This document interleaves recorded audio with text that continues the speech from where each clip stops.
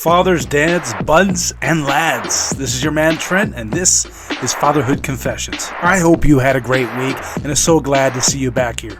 I had a great week too, except for that time that my route got canceled at work. But who's remembering that? Welcome back to Hilarious Parenting Tips Part 3. No messing around here. Let's get into it. 3, 2, 1.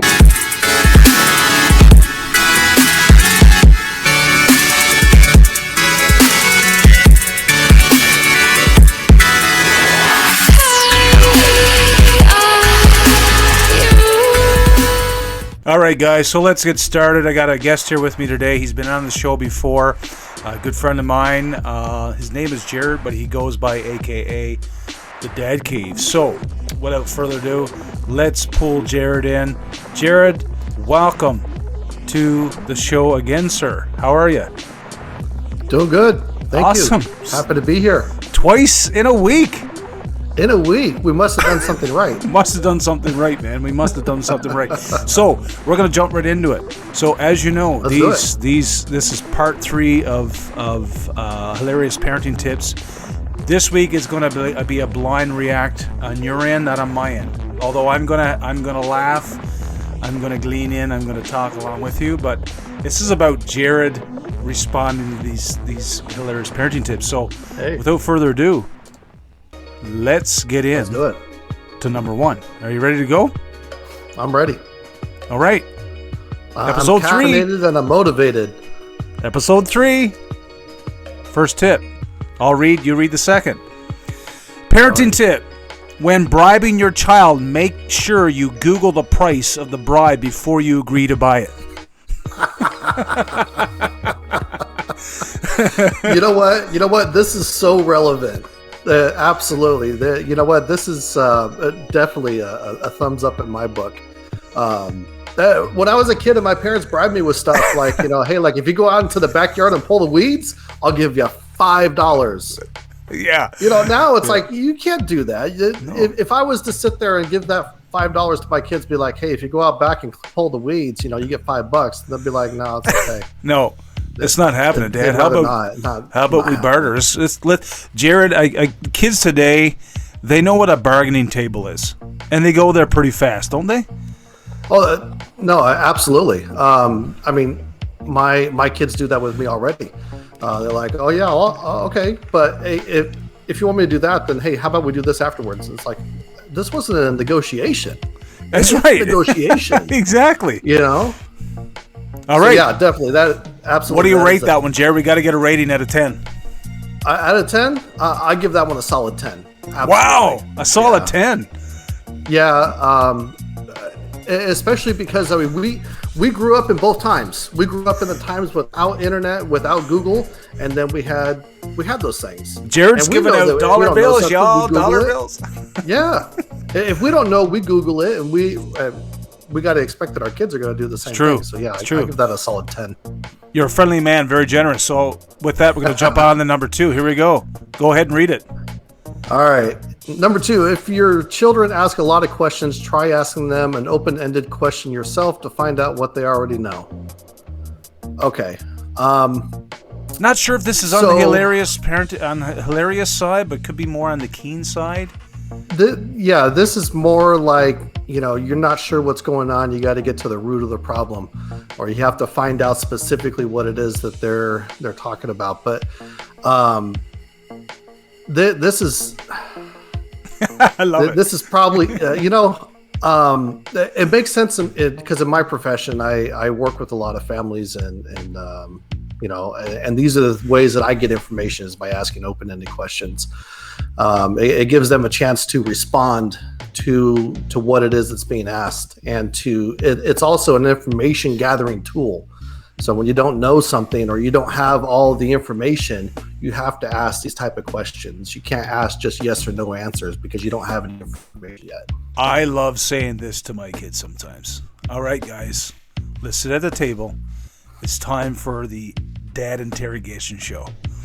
Let's get down to the brass tacks because I don't want opinions. I want truth. So yeah. So right. Jared, what do you rate this? But what do you rate this?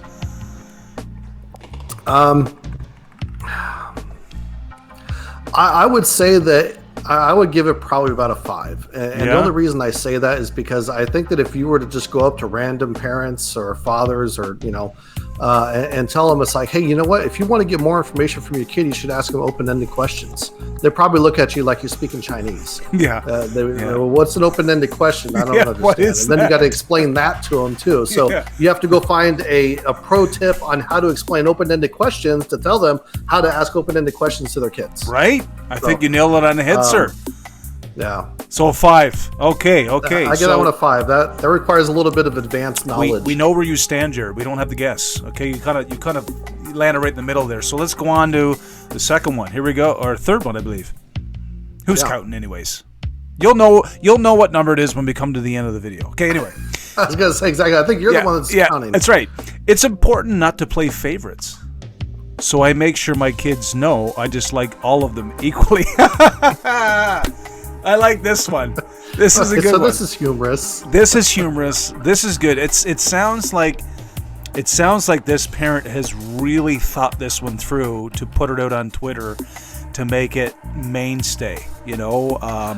She's not into the.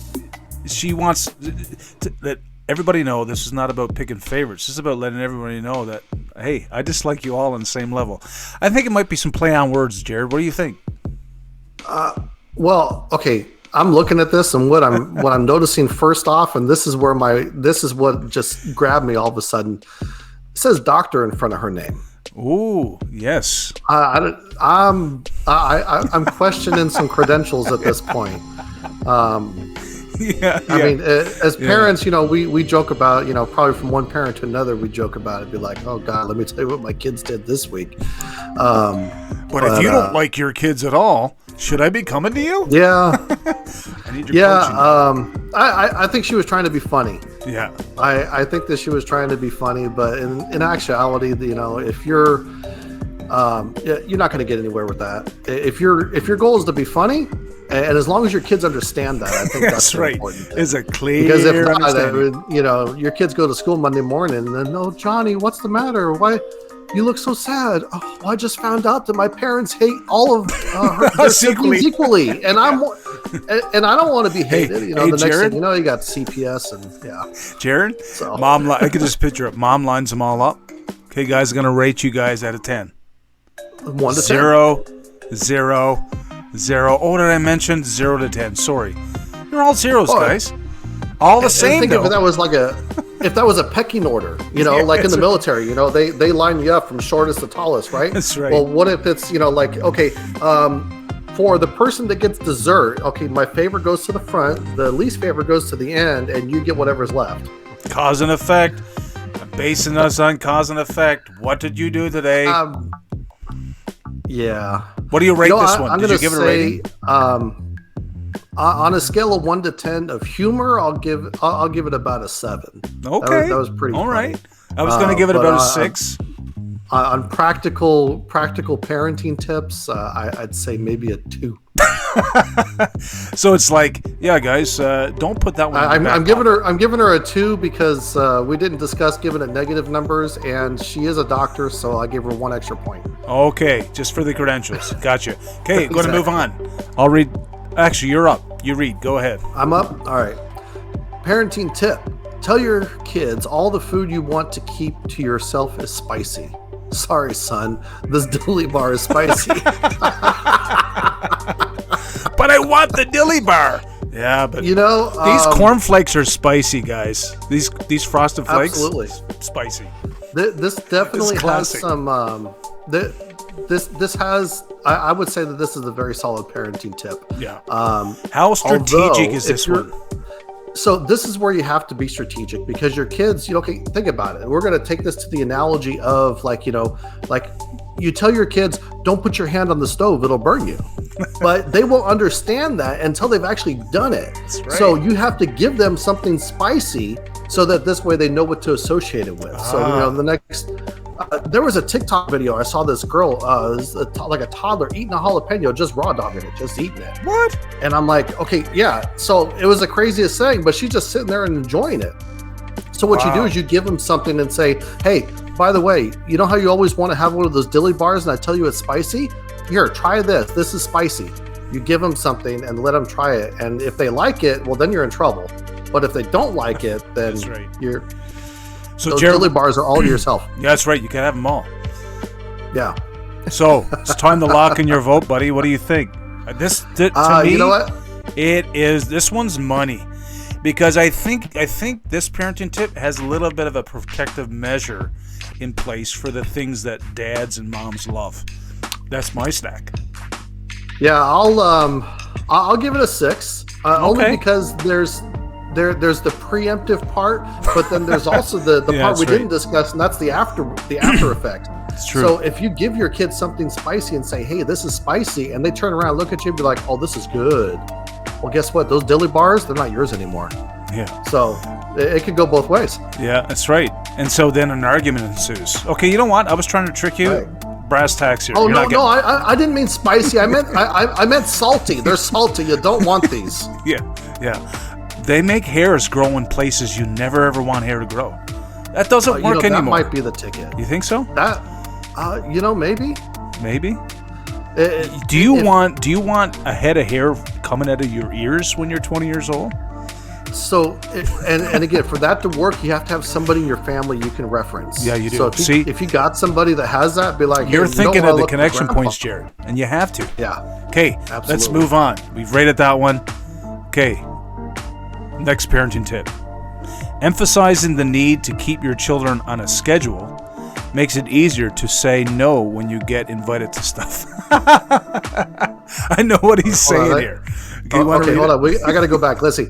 Emphasizing the need to keep your children on a schedule makes it easier to say no when you get invited to stuff.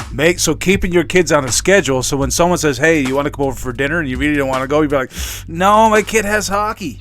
Oh, okay. I got it. So Understood. making sure your kids sounds like a little bit of a using your kid as a stepping stone to avoid. Yeah. Huh? No. Yeah. I mean, I see. I think I see it, but I can see where he's going with this, but I definitely see this as you're having to use your kids to get out of something that you don't want to do. Could this instead of just backfire? having the spine to say it yourself? Could this backfire? And when your friends find out, you're like, "Dude, your kids could have came over too." Yeah. Right. Yeah. So what do you give this one? Yeah. I would honestly, I'd say probably a 1. Yeah. I don't see how that would benefit, and I certainly don't see myself using that. Well. And not only that, but I also find that scheduling goes out the window whenever there's something that we have to go attend to. Family functions, friend functions. It's like, oh, barbecue? Okay, sure, yeah, we'll be there. Yeah. Oh, that's it's right. gonna go till probably midnight? Oh, that's fine. That's right. Right. This may look good on paper, but I don't know if you can execute it in real life, especially in the family dynamic. But anyway, let's move on. Yeah. Next one. You're up. Go for it.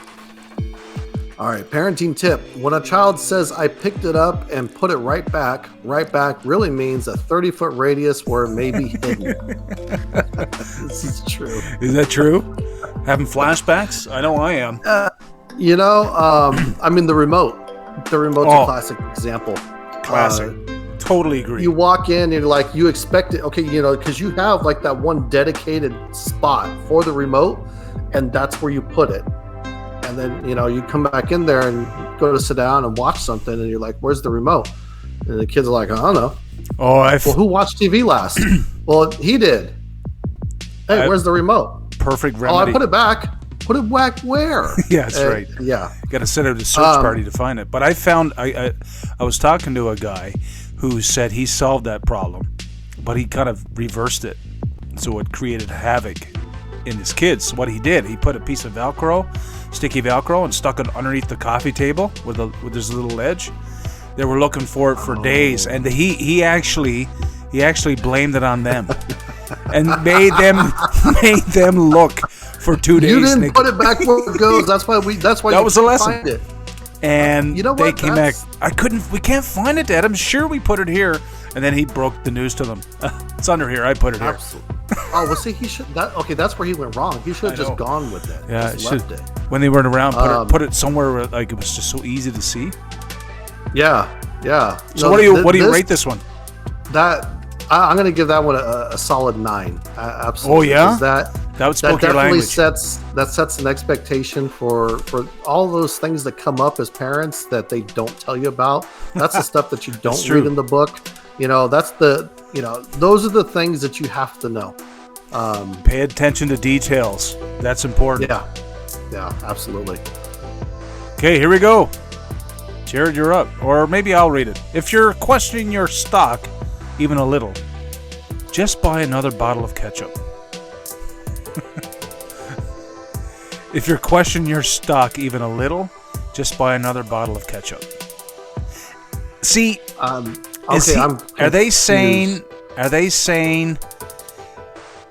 I may have extra ketchup and their kids eat a lot of ketchup and they're like, well, I don't know if I got any ketchup, just buy another bottle because ketchup is like, they go through ketchup like underwear? I don't know. I'm not really getting this one. Okay, all right. Maybe I think where we're off on this, and what's throwing it off, is the fact that they're identifying to buy a bottle of ketchup, because I think that this relates to anything that could possibly be in the fridge or the pantry. Because if you ask your kids, "Hey, do we have any bread left?" I don't know. Hey, are we out of cereal? I don't know. I think so. Maybe. I think we have cereal. So they're saying, I think, if you're questioning it, whether or not you have it, you might as well just go ahead and buy it, because chances are you may not. Or they'll say, yeah, we do, but there's like that much left in the mayonnaise jar. I think that's what they're trying to say here. So, Jared, just a little intermission. How's this blind react going so far for you, buddy? Are you feeling young again? As a young dad? Ready to get back in the saddle? No. No. In fact, it's only further perpetuating my need to have my kids grow up, get through everything, and move out on their own, because I don't think I could do it again. I'm 43 now. Guys, you're hearing Dad speak it like it is. I know, I hear you, man. I feel like like you graduated high school. Was there any part of you who went, yeah, I appreciate it, but I don't ever want to go back, do it over, you know? No, I can't think of any reason to go back. Here you go, Jared. No. All right, so parenting tip. Don't ask your toddler if she would share one bite of her ice cream in order to save your life. This is probably true. This is... unless this is the kid that was told that dilly bars are spicy. Then she'd probably be like, yeah, sure, you can have it. Guys, if you missed that, you gotta kind of skip back to the beginning of I think that was like parenting tip number 3 or something like that. Just so you can make that connection. Jared, well done. That was pretty slick. So, I don't know of any kids that have ever had ice cream and not loved it and would be willing to share it. I don't share my ice cream. So, I would say that's probably a solid 10 in my book. It is a good one, eh? It is Absolutely. a good one. Just because it hits us where it means the most, our stomachs. I'm sorry, but that's just the way it is. Yeah. You know? No, absolutely. Absolutely. Okay, what do you give that one? I'd say a solid 10. You're giving a solid... That's wow. real. That's real parenting advice. You've already given out 3 10s tonight. I have not. Have I? 2. We'll say 2. I'll go back and I'll go back and see later. I think it was 2. Yeah. I think the first one was 10.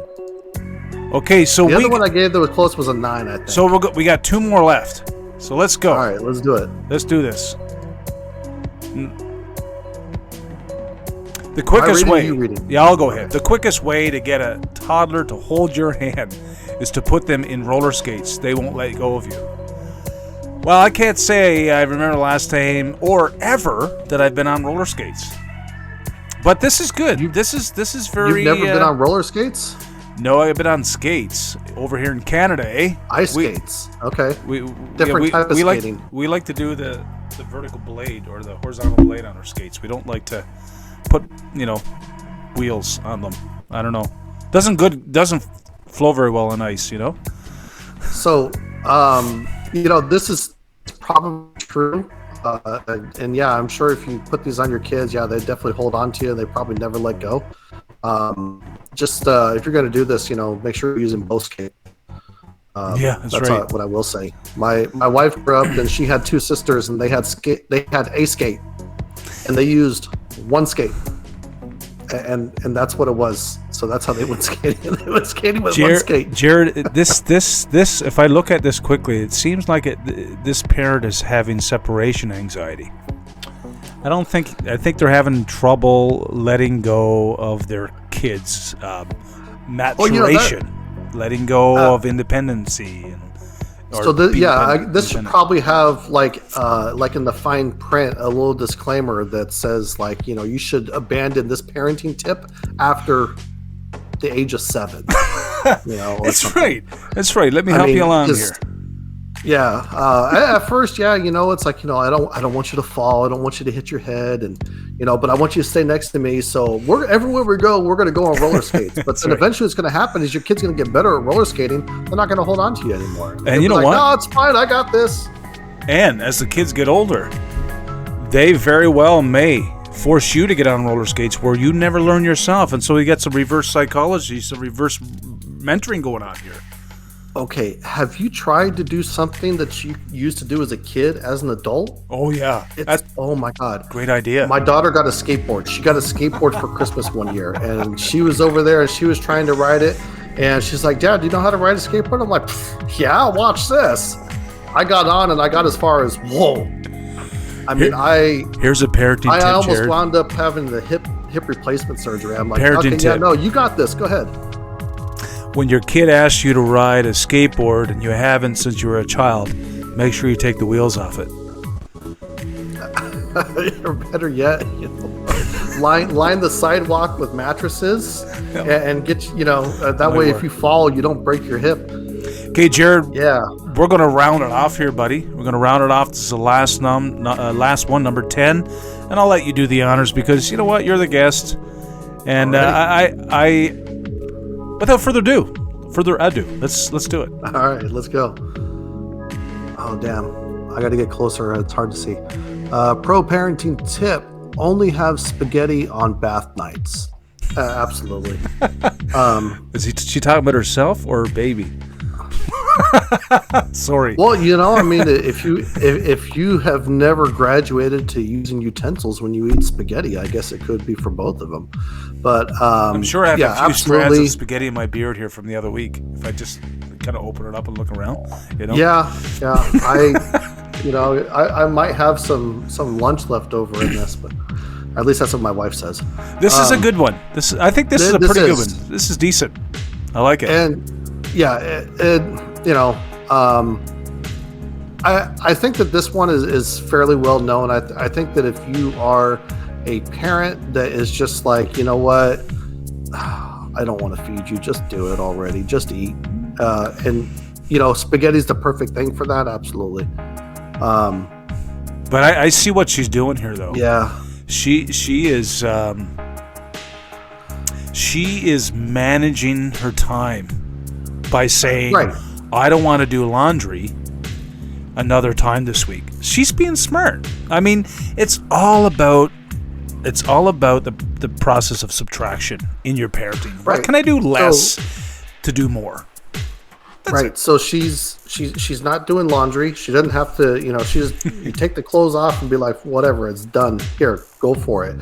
And then, you just throw them in the bathtub. And hell, you can wash the thing of the high chair and everything. You can wash that off in the bathtub too. I mean, it's just so you're not, don't double your work. You already got a tub full of water. Just wash it all off there. Jared, I mean, say what you want to say, but the guy looks like he enjoyed that plate of spaghetti. Come on. I think every kid did. I think this is a rite of passage for graduating from being fed to using utensils. This is that kind of in the middle moment. It's so good that we've all had to go through, and I think that I think every parent probably done that. Mr. Dad Cave got the humorous side of him. It's coming out, man. You're witty, Jared. Did anybody ever tell you you're witty?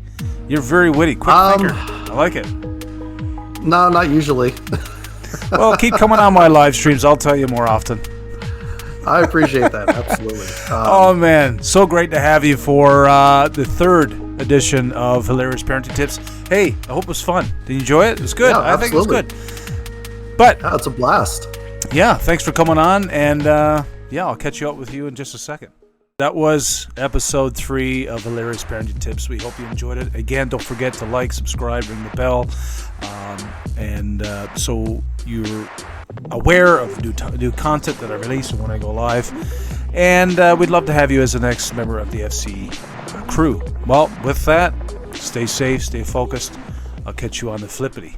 3, 2, 1.